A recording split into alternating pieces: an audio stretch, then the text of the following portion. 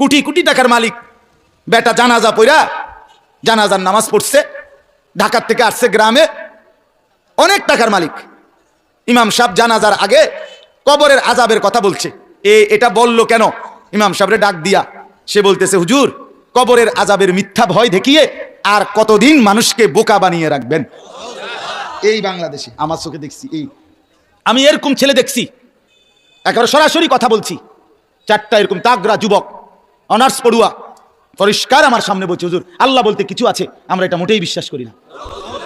আমার চোখে আমি কথা বলছি। ইন্না জালজালাতাস সাআতি শাইউন আযীম, আল্লাহ বলছে কিয়ামতের ইসরাফিল ফু দিলে গোটা জমিন একসাথে ভূমিকম্প হবে, আর সেটাই হবে সবচেয়ে ভয়ানক মারাত্মক ভূমিকম্প। আজ ভূমিকম্পে এক সাইডে হলে আরেক সাইডে আশ্রয় নেওয়া যায়, একদিকে হলে আরেকখানে হয় না, কিন্তু কিয়ামতের ভূমিকম্পে একসাথে গোটা পৃথিবী কাঁপবে, গোটা জমিন কাঁপবে।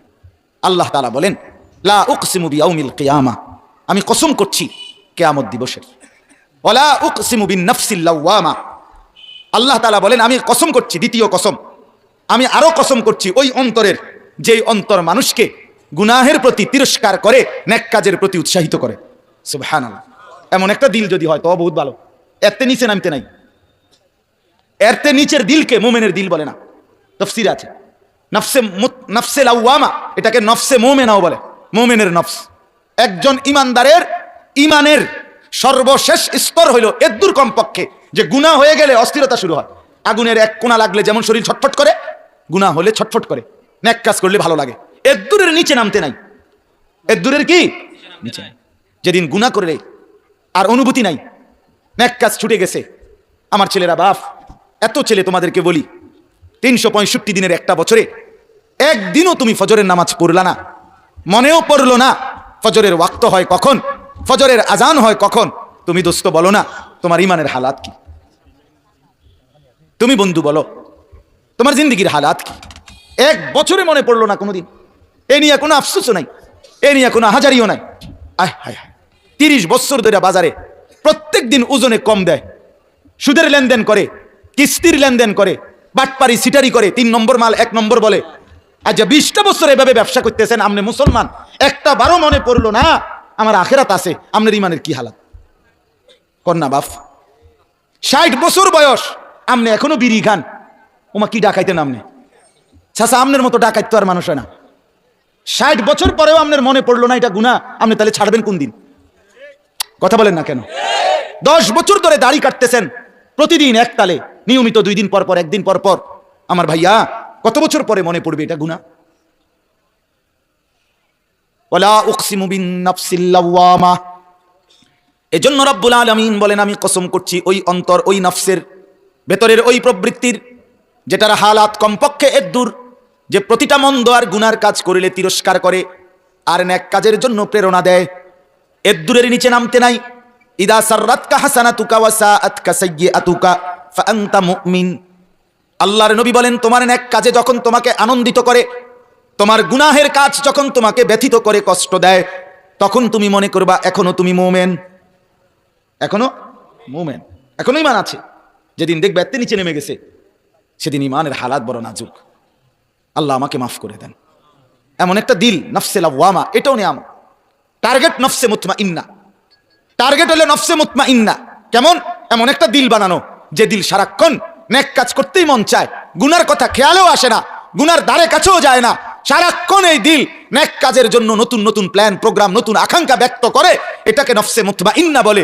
ওই পর্যন্ত যদি নাও যায়, কমপক্ষে যখনই ভুল হয়, গুনাহ হয়, তখনই অস্থিরতা আসে, নেক কাজ ছুটে গেলে অস্থিরতা আসে, নেক কাজের প্রতি উৎসাহিত আসে। তো এতটুকু যদি দিলের অবস্থা হয়, আল্লাহ বলে বান্দা এত তোমার মুক্তি আসবে, তওবা নসিব হবে, কিন্তু এর থেকে নিচে নামে গেলে তোমার নফস তোমারে খোদা বানায় ফেলবে, আর এই খোদার তাবেদারি করে আসল খোদা আল্লাহকে ভুলে যাবে। এই জন্য মনের চাহিদা মতো যা ইচ্ছা তা যে করে।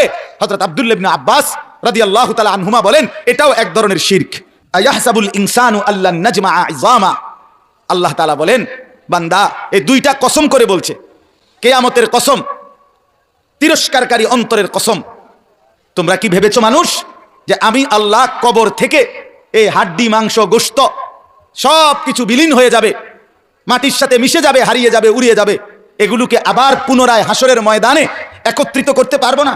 এই ভেবেছো? এই ভেবেছো? কাফেররা মনে করে মুশরিকরা মনে করে, নাস্তিকরা মনে করে, মুরতাদরা মনে করে।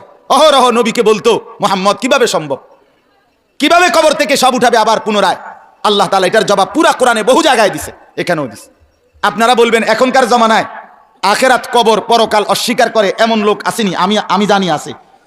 আরে আমার চোখে আমি দেখছি, কোটি কোটি টাকার মালিক বেটা জানাজা পড়া, জানাজার নামাজ পড়ছে, ঢাকার থেকে আসছে গ্রামে, অনেক টাকার মালিক। ইমাম সাহেব জানাজার আগে কবরের আজাবের কথা বলছে। এটা বললো কেন?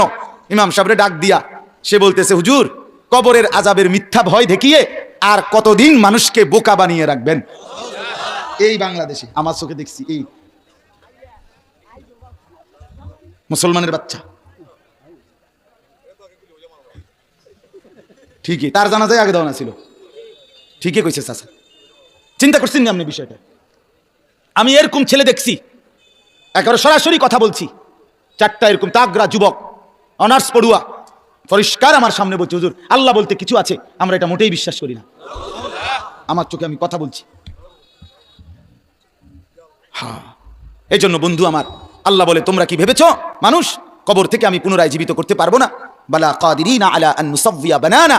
আল্লাহ বলে, না বান্দা, শুধু পারবো না এটা না, বরং আমি আদম থেকে শেষ মানুষটা পর্যন্ত সমস্ত মানুষের পুরা দেহ দুনিয়ায় থাকাকালীন হুবহু যেটা, সেইটা পুরাটা, এমনকি আঙ্গুলের অগ্রভাগে ভিতরে যেই রেখা, ফিঙ্গার, ওই যে ফিঙ্গার আলাদা আলাদা, মানে এই বৃদ্ধাঙ্গুলের এই জায়গাটা যদিও দেখতে একরকম, কিন্তু 800 কোটি মানুষের ফিঙ্গার ইলেকট্রনিক্স ওই যন্ত্রের মধ্যে দিলে আলাদা আলাদা কিনা? কথা বলেন না কেন? এই ভিতরের রেখাগুলো কি আলাদা আলাদা? আল্লাহ তাআলা বলেন, আমি কিয়ামতের দিন বানানা আঙ্গুলের অগ্রভাগ এমনকি ভিতরের রেখাগুলো পর্যন্ত দুনিয়ায় যারটা যেমনে দিছিলাম ওই এমনেই ফিরাই আন, হাসরের মাঠে ফিরাই আন। বাল ইউরিদুল ইনসানু লিয়াফজুরা আমামা। আল্লাহ বলে, তবুও আমার বান্দা মানুষ সে আগত নিজে আছে এখন, অথচ সামনের বিষয় কিয়ামত, এটা নিয়ে সে মিথ্যারোপ করে, তর্ক করে। কি বলে? ইয়াসআলু আইয়ানা ইয়াউমুল কিয়ামা। সে প্রশ্ন করে দিনদারকে, মুত্তাকিকে, নবীকে, আল্লাহওয়ালাকে যে কখন আসবে কিয়ামত। আল্লাহ বলেন, ফাইদা বারিকাল বাসার, সত্যি সত্যি কিয়ামত আসবে, আর তখন এই চোখে দাদা লেগে যাবে। আহা কি হচ্ছে? আসমান ভেঙে যাচ্ছে, চাঁদ পড়ে যাচ্ছে, সূর্য পড়ে যাচ্ছে, তারকারাজি খসে খসে পড়ছে, জমিন রেজা রেজা হচ্ছে, পাহাড় উঠছে, সাগর নদীর পানি শুকায় গেছে, সব দেখে ভেলকি খায়া যাবে, চোখে ধাঁধা লেগে যাবে। ও খাসাফাল কামার, আল্লাহ বলে তারকা আরে চাঁদ আলোহীন হয়ে যাবে। জুমি আশ-শামসু ওয়াল কামার, সূর্য চন্দ্র এক করে ফেলে দেওয়া হবে। ইয়াকুলুল ইনসানু ইয়াউমাইদিন আইনাল মাফার। এমন সময় কিয়ামতের এই ভীষণ অবস্থায় ইসরাফিলের ফুঁয়ে সব যখন ভেঙ্গে চুরে তছনছ হতে থাকবে, মানুষগুলো মাতালের মতো পাগল হয়ে একজন আরেকজনকে বলবে, পালাবো কোথায়, দাঁড়াবো কোথায়, আশ্রয় কোথায়, আজ ঠিকানা কোথায়? কাল্লা লা ওয়াজার। আল্লাহ বলে, না বান্দা, আজ আর জমিনে কোনো আশ্রয় নাই। ইলা রাব্বিকা ইয়াউমাইদিনিল মুস্তাকার।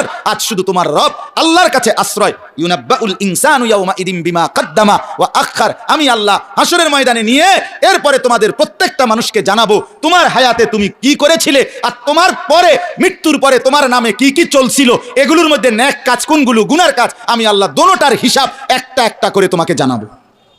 বালিল ইনসানু আলা নাফসিহি বাসীরা। আল্লাহ বলে, শুধু জানাবো না, বরং প্রতিটা মানুষ তার নিজের চোখে সরাসরি আমলনামাতে নিজের পুরা জিন্দেগি দেখতে পাবে।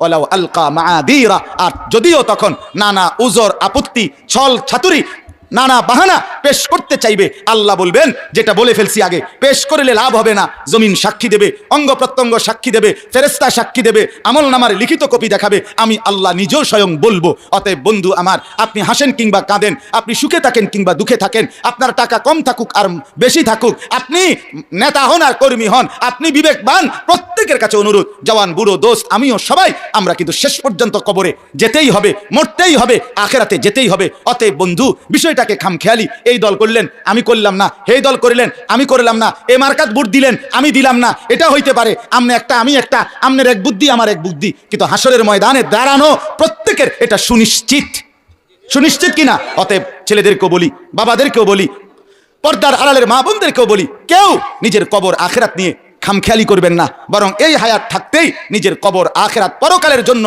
প্রস্তুতি নেবেন, জীবনটা সুন্দর করেন। যুবক বন্ধু, মোবাইলের আসক্তি ছেড়ে দাও, উলঙ্গ ছবি, নর্তকীর নাচ, জিনা ব্যভিচারের দৃশ্য দেখা ছেড়ে দাও বন্ধু আমার। ফজরের নামাজ সহ 5 ওয়াক্ত নামাজ সর্বোচ্চ কষ্ট করে আদায় করো। অসৎ বন্ধুর থেকে নিজেকে বাঁচাও, নজরকে হেফাজত করো। আমার বাপ চাচাদেরকে বলি, হারাম রোজগার করবেন না, সুদের টাকা, ঘুষের টাকা, কিস্তির টাকা, এই সমস্ত নাজায়েজ টাকা কামাই করবেন না। চায়ের দোকানে আড্ডা দিয়েন না, নর্তকীর নাচ টেলিভিশনে দেখেন না, বিড়ি সিগারেটে অভ্যস্ত হবেন না। হায়াতের বাকিটুকু তাসবিহ পড়ে, কোরআন পড়ে, তাহাজ্জুদ পড়ে কাটান। মাদ্রাসার জন্য দোয়া করেন। মা বোন যারা পর্দায় আছেন আপনাদেরকে বলি, নিজের ইজ্জত, নিজের সতীত্বের কদর করেন, দ্বীনকে ভালোবাসেন, কোরআনকে ভালোবাসেন, মাদ্রাসাকে ভালোবাসেন। বলেন ইনশাআল্লাহ। মাদ্রাসা 3টা জিনিস চায়, আপনাদের দোয়া, আপনাদের সন্তান, আপনাদের দান সাদাকা। যেই ব্যক্তি, আমার শায়েখ আল্লামা মুফতি মুশতাকুর নবী সাহেব বলে, কোন মুসলমান যদি মাদ্রাসাকে দোয়া করে, মাদ্রাসায় সন্তান দেয়, মাদ্রাসায় দান সাদাকা করে, আমার শায়েখ বলে আশা করা যায় ওই লোকটা কিয়ামতের দিন মাদ্রাসাওয়ালাদের সাথে